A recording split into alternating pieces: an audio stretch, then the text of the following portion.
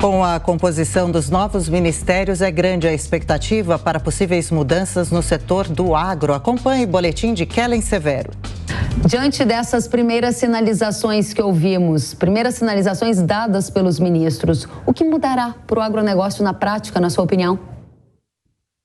Eu tenho a impressão de que são pelo menos 3 aspectos que são comuns aí nas falas que você trouxe na abertura, Kellen. Acho que a primeira é em relação à imagem internacional.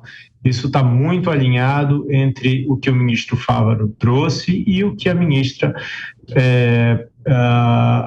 Marina trouxe, né, em relação principalmente a essa questão de desmatamento que pode ter impactos comerciais. O mais, talvez, premente citado pela ministra Marina seja a retomada da internalização do acordo Mercosul-União Europeia, que foi negociado por mais de 20 anos, foi finalmente assinado no primeiro ano do governo Bolsonaro, mas até hoje não foi internalizado, muito por causa das relações complicadas que o presidente Bolsonaro teve com os principais líderes da União Europeia e, lógico, o lobby agrícola interno europeu também.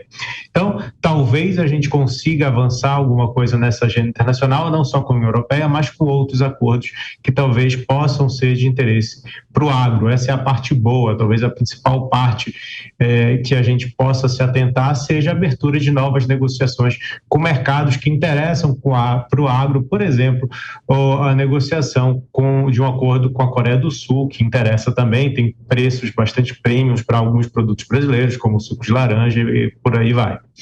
Em relação à parte que a gente precisa ter mais algum cuidado, talvez seja essa questão regulatória em relação também é citado a utilização de defensivos agrícolas. A gente sabe o quanto é necessária a utilização de defensivos no clima tropical como o nosso, e talvez ainda haja algum resquício ali de preconceito, de uma ideia um pouco atrasada em relação à utilização de agroquímicos que são mais avançados do que os que a gente usava no passado. Então, essa renovação, ela precisa ser facilitada pelo governo e não prejudicada.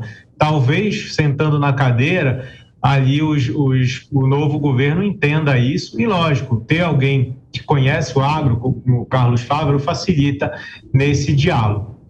O terceiro ponto talvez seja mais de estrutura e ligado também ao financiamento do agronegócio. Isso foi trazido também pelo ministro Teixeira, né, quando falou do crédito rural para o pequeno produtor, o Pronaf.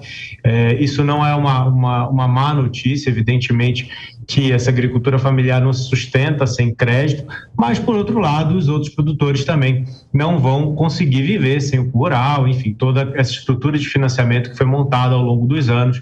Isso é muito importante que seja preservado, ainda que num cenário talvez conturbado também do ponto de vista fiscal. Então, eu acho que esses 3 aspectos foram trazidos no início do governo agora, e a gente tem que observar com bastante cautela como é que os 3 vão caminhar em situações mais específicas.